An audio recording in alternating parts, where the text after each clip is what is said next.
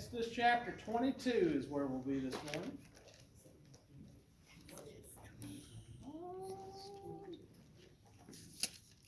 I lied. Exodus 23. Exodus 23. That's where I started in Exodus 22, because I always go back and try to read the chapter before to make sure we got everything covered. So Exodus 23 is where we'll be this morning.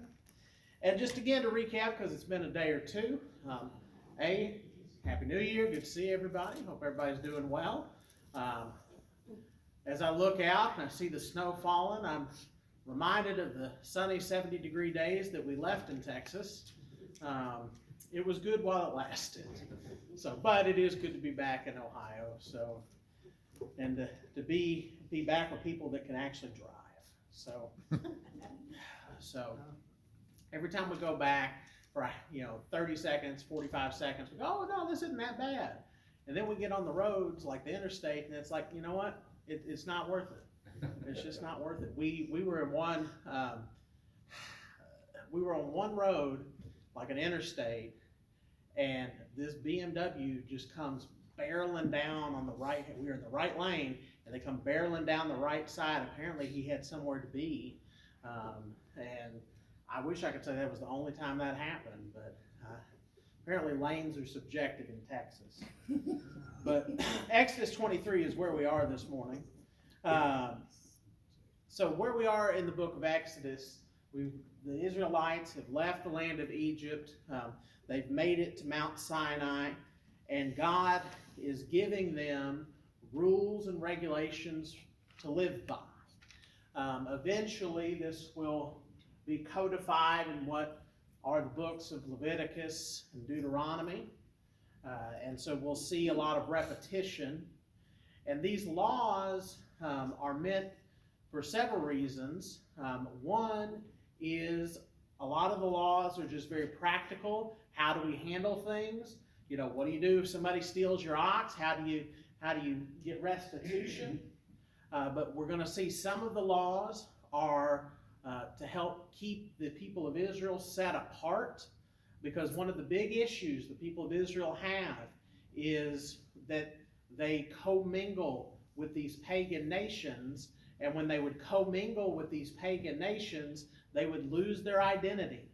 And God has always called his people to be a distinct people, a set-apart people, a peculiar people, as the Apostle Peter would say. Now, that's not to say that they don't have interactions with those pagan cultures. It's not to say that they don't, do trade from time to time, but they weren't to get themselves, as Paul would say, unequally yoked. And so we're going to pick up this morning in Exodus chapter 23, verse 1. It says, "You shall not spread a false report. You shall not join hands with a wicked man to be a malicious witness. You shall not fall in with the many to do evil, nor shall you bear witness in a lawsuit siding with the many so as to pervert justice, nor shall you be partial to a poor man in his lawsuit." All right, we'll stop right there. So the nation of Israel had a system of judges. As we saw, Jethro recommended to Moses, hey, if you are the only person doing the judging, you're going to wear yourself out pretty quickly. So they had a series of judges, which would be very reminiscent of how we have local municipal judges, we have county judges, we have state, we have Supreme Court judges. It's a similar kind of concept, but for the Israelites, it's more with their elders being the judges. And as such, you're not going to have CSI Israel, right? You're not going to have somebody who's come in and done forensics to say, well, I lifted a fingerprint off of this ox, and I know then that Tommy is the one who stole the ox. Dun, dun, dun. That's not how it worked. Back then, your witness, your testimony, that was a binding piece of evidence. And as we'll go ahead and see, that if you have 2 or 3 witnesses, then you've got what would be considered a slam dunk case. And so here in Exodus 23, the prohibition is that you will not bear false witness. that you will not lie, you will not circumvent the truth. You know, it's one of those situations where your reputation needs to be unblemished. Your integrity needs to be unquestionable. And so they go through and they list several situations. Don't fall in with the many to do evil. So, nor shall you bear witness in a lawsuit siding with the many as to pervert justice. Right? So don't just be part of the mob. Don't, if say, hey, look, we just need you to say that this Jesus of Nazareth, that he was, speaking against the emperor. Don't take up with that. And so it's interesting when you understand that, that is a fundamental Jewish law to not bear false witness. And yet, what do we see in the life of Jesus when he gets to the trial? They're bearing false witness. Which you stop and think about, and how much hatred must they have had for Jesus that they're willing to break their own fundamental laws in order to get rid of him? That's pretty serious. They didn't stop there either. No. They paid people to lie about the body of Jesus. Yeah. And it's interesting. It's interesting, and they also, pretty sure money changed hands, because they got some men to testify of what Jesus was doing. You think those guys were doing it out of the goodness of their heart? And to kind of talk about how corrupt the Jewish officials had gotten by that time is they would, so if I say, Tommy, I'm going to give you $20, I just need you to say this. Tommy sinned, I didn't. And so that's the way they thought about it. And so they're like, well, he's the one who's taking money to sin. I'm clean in God's eyes.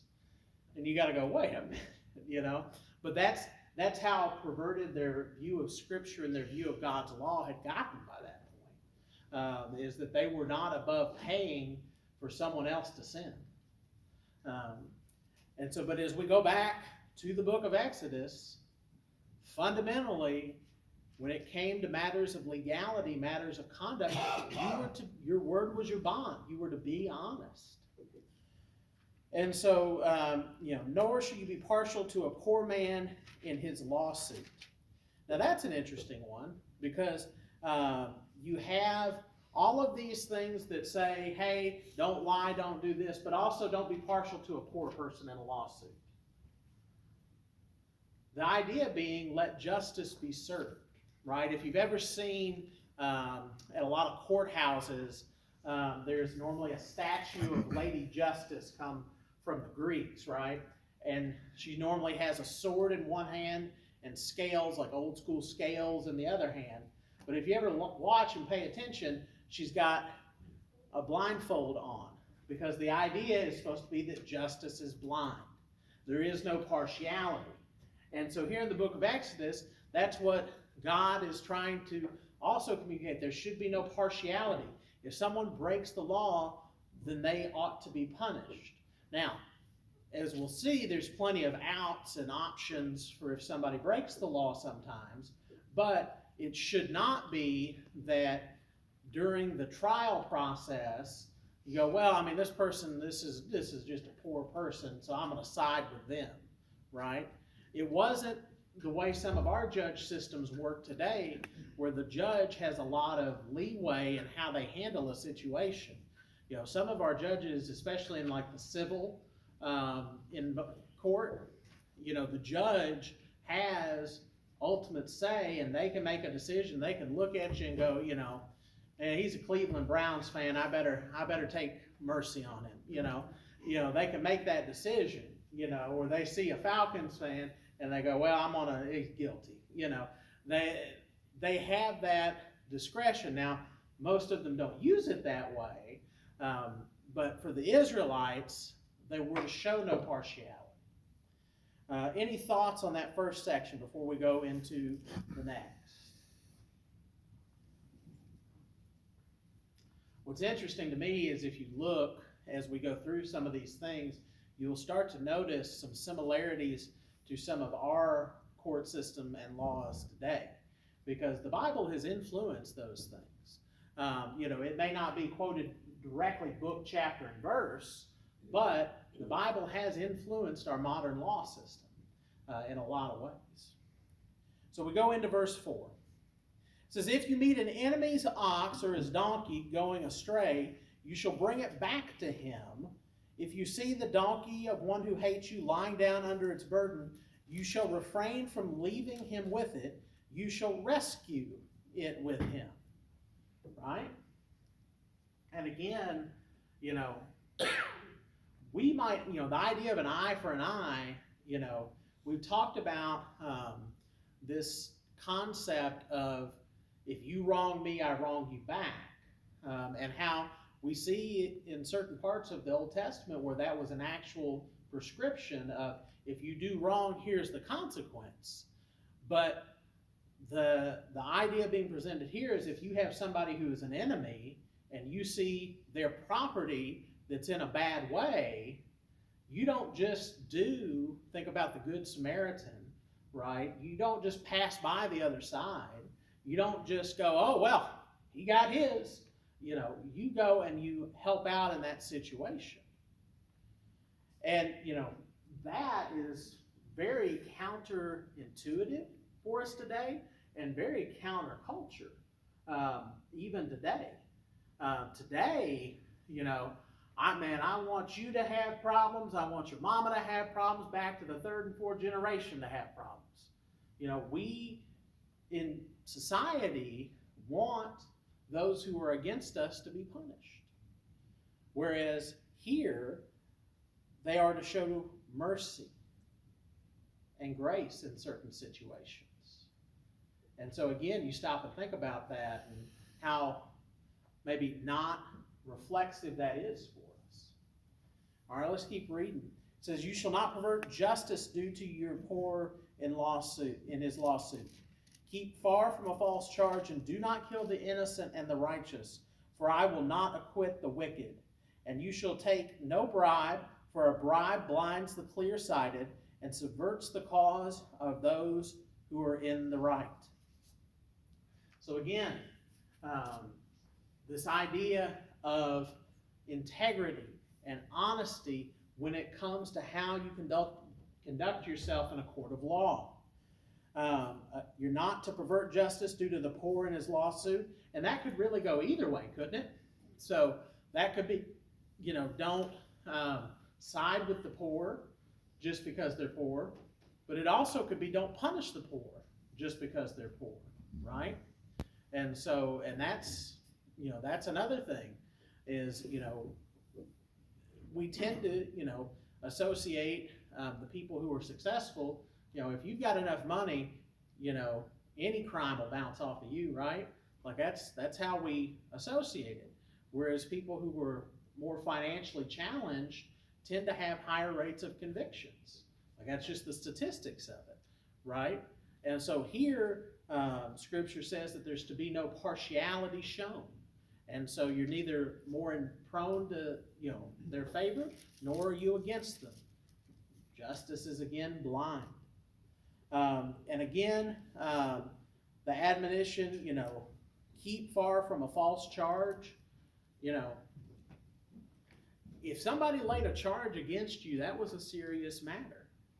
And, you think back to the Salem witch trials, right? And it's been, what would it be, like 300-400 years ago, something like that. And so, and what happened was that, individuals got upset with other individuals, and they would go to the elders, the leaders, and they would go, the magistrates, and they would go, I hear that Susie is sneaking out at night and fraternizing with the devil. And so then that would just start, quite literally, a witch hunt. Now, what may have actually been the case is that Susie was sneaking out at midnight, but she was going to see Jimmy, who this person actually kind of liked. And so she thought, well, I'm going to get Susie, And so she concocts that story, right? And so false witness is a big deal. I mean, we have today people who are incarcerated and they spend 30 years in prison only to find out that the person who put them in prison was lying the whole time. And if they had just put in this one piece of forensic evidence that showed the DNA was not them at all, like 99% not them at all, then they would have had 30 years of their life back. So, this is a problem even today. But back then, when testimony was the number one evidence, you really had to be careful about what you said. And watch your making these charges. And so then, of course, you got do not kill the innocent and the righteous, for I will not acquit the wicked. That is a strong statement, right? Because again, we think about God and God being a merciful God. And God is a merciful God, right? But God is also a God of justice and righteousness. And God will punish the wicked, right? And you stop and think about the kind of person, and you have to do a little bit of extrapolation on your own to think about what kind of person would have an innocent put to death. Probably wouldn't be much of a good person, would it? And so odds are good that if they're willing to have an innocent person put to death, then there are probably other aspects of their life that aren't in keeping with God's law. It's one of those things where it's rarely ever just one thing. That may just be the one that's evident. But the idea is that if you take justice into your own hands, if you are the one that is trying to, who is trying to make it come out to your advantage, God will remember that. And so that's a bit of a heavy thing. And then to take no bribe, and again, I think that's pretty straightforward, but yet when we get to the trial of Jesus and then the resurrection, we see that's exactly what happened. So any thoughts on that before we head into the next one? Why is it the better lawyer you can hire, the more chances you have of getting off? Is it only because of the skill of that lawyer, or do you think something else is going on behind the scenes? I think that depends on the lawyer. So there are definitively certain lawyers who grease palms in order to get an advantageous result. That 100% happens, okay? But in some instances where that's maybe not an option, because once you get to a high enough profile case, you can't really get away with that. And so then, you're hiring somebody who is an expert litigator. So it just really depends on the situation. But there are plenty of bribes that happen in the court system.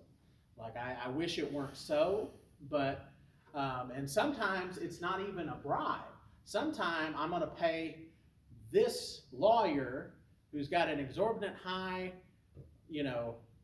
rate because my judge is this judge who happens to be his third cousin. That happens. And so it's not a bribe, but it is an attempt at an advantageous result. So, yeah. It's, and that's the challenge, right?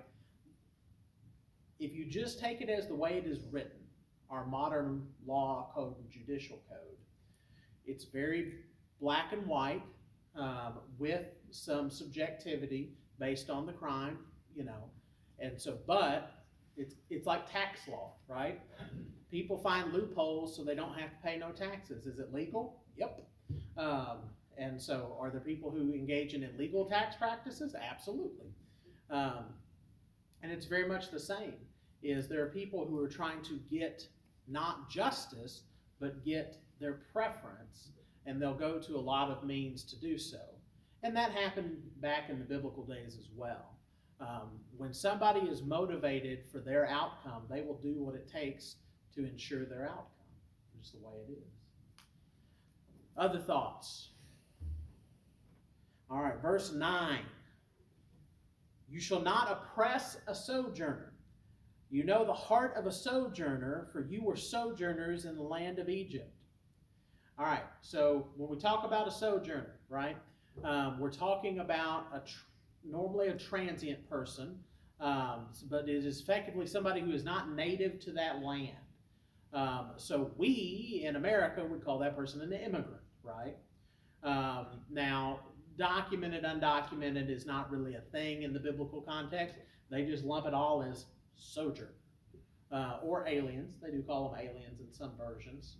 But the idea is that if this is your territory, see, and we've talked about guesting laws before, right? In Eastern culture, guesting laws are very important, right? So if somebody comes to your house, you know, depending on where you are, you know, you were obligated to give them a gift in some places. And wouldn't that be nice if every time somebody came over to your house, they gave you a gift? You know, that'd be kind of cool. You think about some Asian cultures who take off their shoes before going into a house. You think about Sodom and Gomorrah and Lot, right? Lot takes the angels into his house, and he offers up his daughters instead of the angels, and we go, wait, what? That seems a bit harsh. But back then, you know, guesting laws were such that those men, those angels, were under his protection, and it was Lot's obligation to do everything in his power to protect those angels. And if that meant sacrificing his family, sacrificing himself, then that's what he would do. And that's what his commitment to do would be. And so we see here that the verse 9 says that you're not to oppress a sojourner. And a lot of it is remembering where you came from, right? There was a time when you were wanderers, where you were aliens, where you didn't have a home, right? And so you need to have compassion on those, right?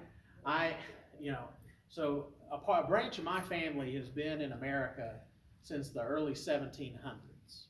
Okay, we've been here a couple days.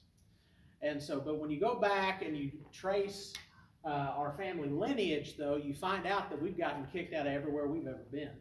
And so, my family, a part of my family, we started in Scotland, got kicked out of Scotland, went to Ireland, got kicked out of Ireland, and again came to America.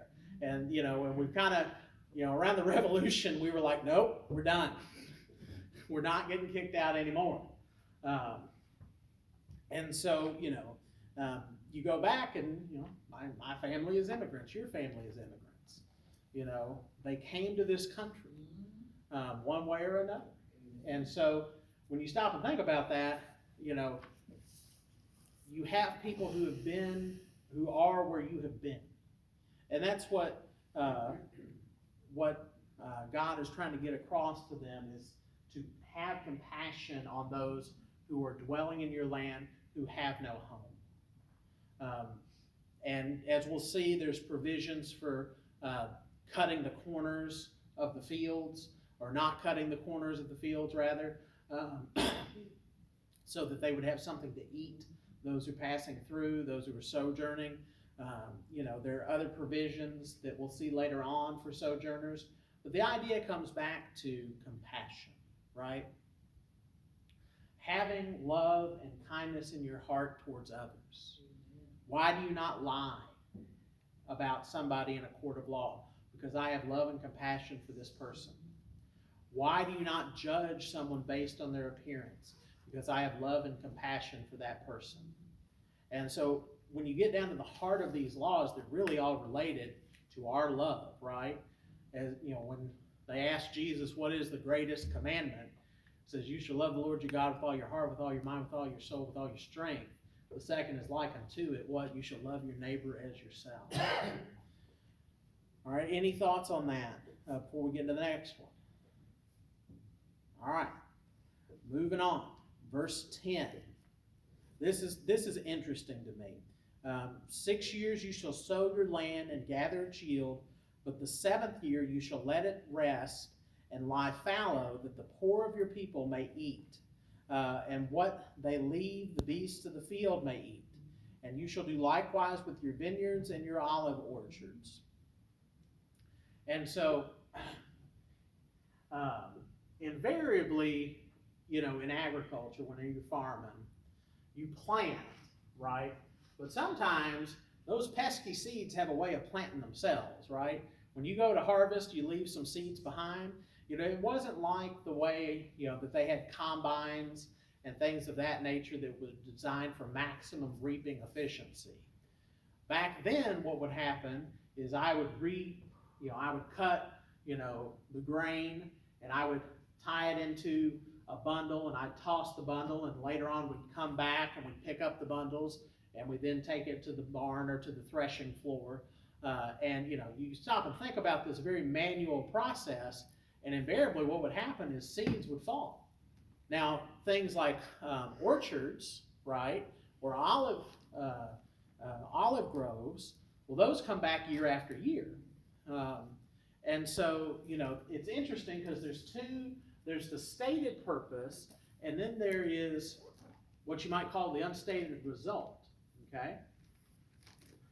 So the stated purpose of that you harvest, you grow for 6 years, and then the 7th year you let it rest. So on paper is to make sure that the poor have something to do. They have the ability to get food, to gather food, potentially even sell the food, right? So they have that opportunity. And so they're able to potentially raise their station in that year. But if you know anything about farming, if you farm a field year after year after year after year after year, eventually you will have grown all the nutrients out of the soil and it'll be worthless. And so letting it rest was, on paper, was for the poor, but there was a side benefit of it made sure that the field would be good for the next 6 years. And so it's very interesting. Now, whether or not, God is God, and I can't help but think he didn't, he knew that would be the case.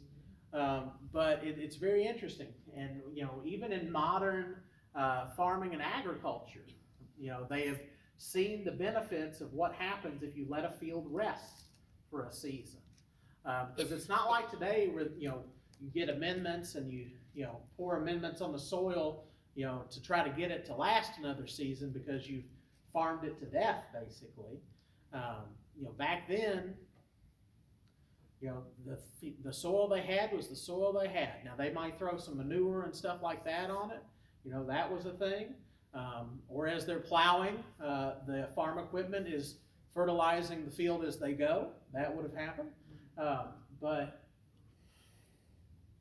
But so God, in making this, is providing for them, for the poor, but also providing for the people of Israel. And I just think that's a fascinating thing. Any questions or thoughts on that? All right, next section. 6 days you shall do your work, but on the 7th day you shall rest, that your ox and your donkey may have rest, and the son of your servant woman and the aliens may be refreshed. So again, the alien is another word for sojourner, those who are not native to that land, who do not have citizenship in that land. And so again, this is the Sabbath, right? 6 days you work, and then on the 7th day you rest. We also know that on the 7th day you worship.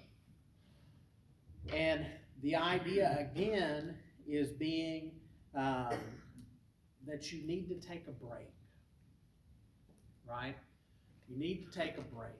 You need to rest. And we'll also see that you need to take a break, rest, and worship. And so this is, again, God taking care of the people. God understood that you can only push somebody so hard. You can only work so long. You can only go so long before you need a break. That's true of livestock. That's true of people. And so God was making sure that people took a break. Now again, it's one of those things that over time, there's a lot of argument and things that happen over, well, what does it mean to rest on the Sabbath? And they came up with all kinds of random stuff, and you could pick up your mat that you would sleep on and you could run for an hour and a half inside your house.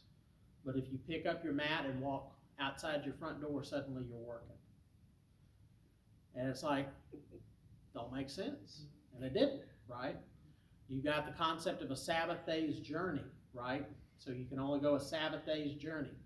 Well, depending on what rabbi you talk to, a Sabbath day journey could be 3 miles, a Sabbath day journey could be 6 miles, it just all depended. And so there was a lot, by the time we get to Jesus' time, a lot of rules and regulations about the Sabbath that weren't ever meant to be there. And so very frequently we see several times in the Gospels that the rabbis, the Pharisees, they come down on Jesus, and he's like, look, you missed the point of the Sabbath. So, but at its heart, the Sabbath was about rest, reflection, worship, all of those things. And it puts us in an interesting position as Christians, right? Because we are not obligated to honor the Sabbath in the way the Jews honored the Sabbath. We know from history that the early church, a lot of the early Gentile Christians, they worked on Sunday. And then they would come to worship. And that happened for many, many years. And so we know some of the Jewish Christians would keep the Sabbath on Saturday and then go to worship on Sunday. And so, it's interesting. We have these two different approaches. And it's not that either of them are wrong, but we are different. But I can't help but wonder, God said, hey, rest is important. Taking a break is important. And worship is important. Maybe he knows what he's talking about. But we are no longer bound in the same way. And, some people try to say, well, Sunday is the new Sabbath. Well, no, the Sabbath is the Sabbath. Sunday is the day we worship as Christians, and it's different, okay? And so that's one of those ones that people had just, they heard it, a denominational preacher taught it, and they're like, okay, Sunday is the Sabbath. No, the Sabbath is the Sabbath. Sunday is the first day of the week, and that's when the Christians gather together to worship. Thoughts, questions, comments on that section? Not only did God say the rest was good, but God demonstrated it. Truth. I mean, we read about that in Genesis 1. Yeah. He worked 6 days, and on the 7th day he rested. Which, you stop to think about, is God all-powerful? So was it that he was out of energy? No, I don't think so. But, to Brother Belafont's point, he understood rest was important. But, I will say this. The day you do take off the rest, it goes so quick, makes your head spin. Well, and so here's another, I need that day to last a little longer. Fine, we'll chase this rabbit. It's New Year, might as well chase this rabbit. So, something else to keep in mind is, and we'll get to talking about this, they say that you work more than a medieval peasant. I don't know if you've heard that. What? A medieval peasant. Medieval? So like during the Middle Ages, during the Dark Ages. Yeah, okay. You think about, knights and, people, living, but that you work more than a medieval peasant. And because they've gone back and added it up, and they had feasts and festivals, and we're actually going to talk about feasts and festivals in a minute.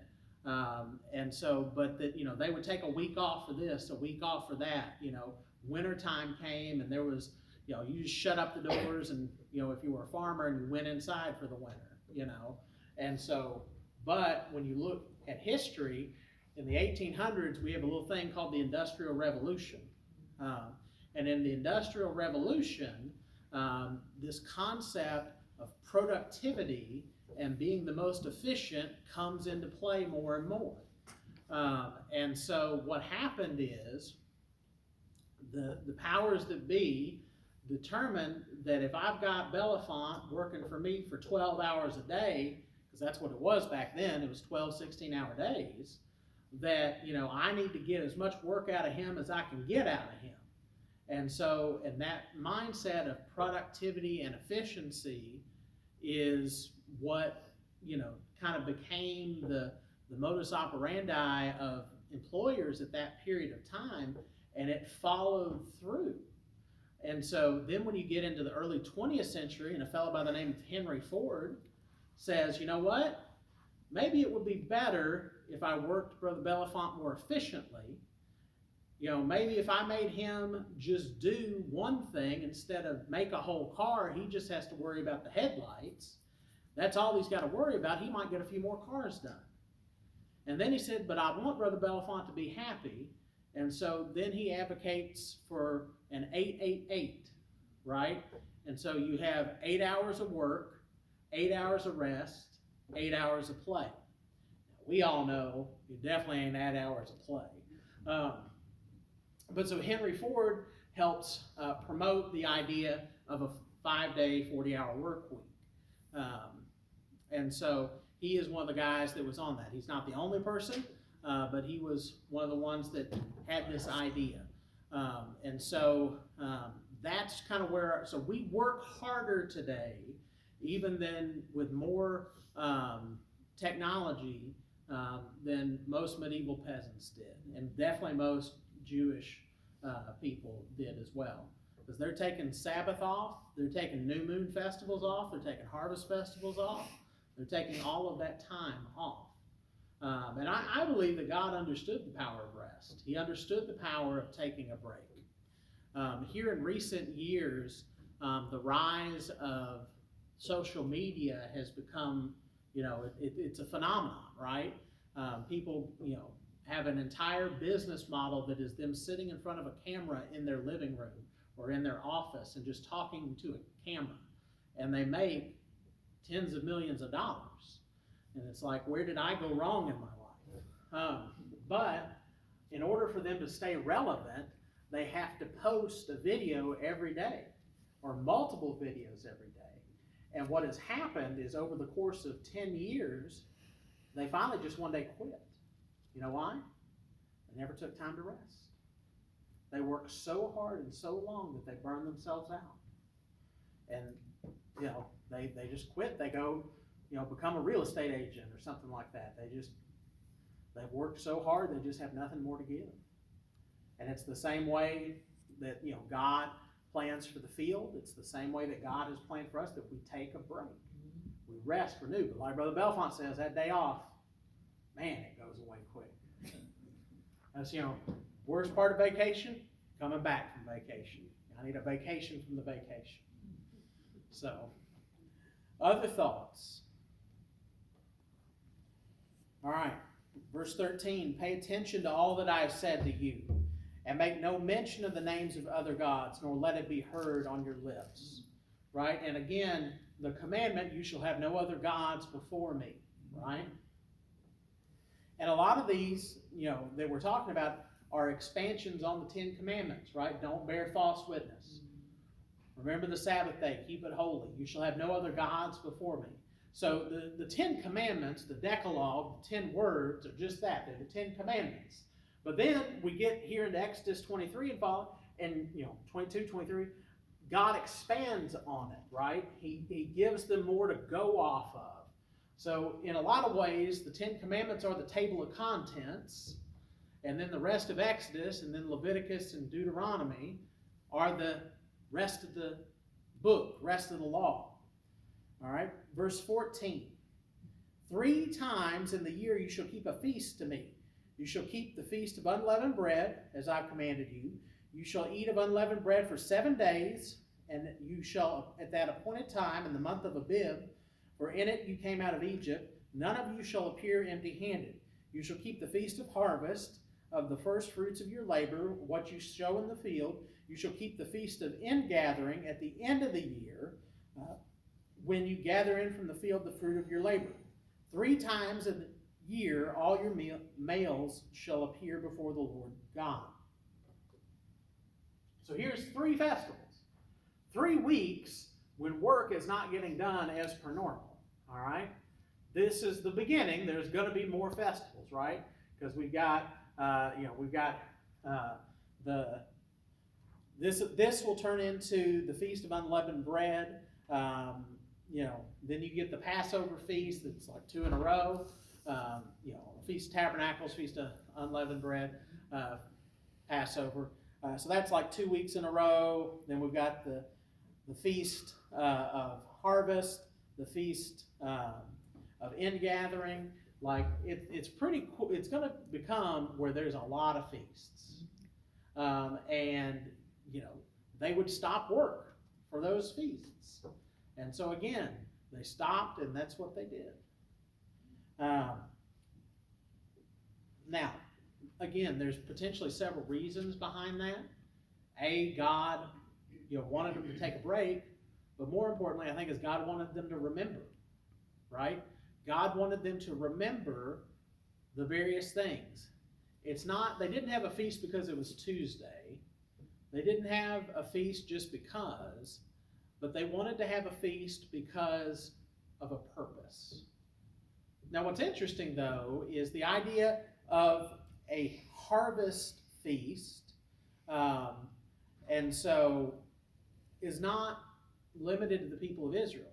The idea of agricultural feasts we see in multiple places in the world.